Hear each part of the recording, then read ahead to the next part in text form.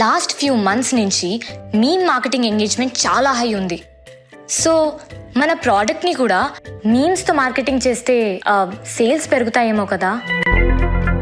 Seriously ఇదా నీకు వచ్చిన idea?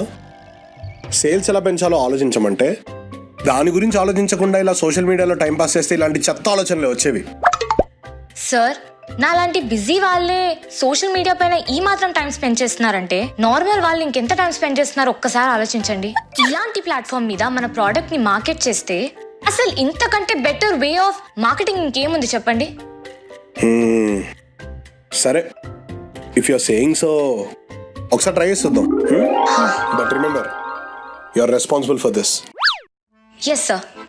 You are the only person responsible for whatever's gonna happen. Okay? Okay, sir. You may leave now.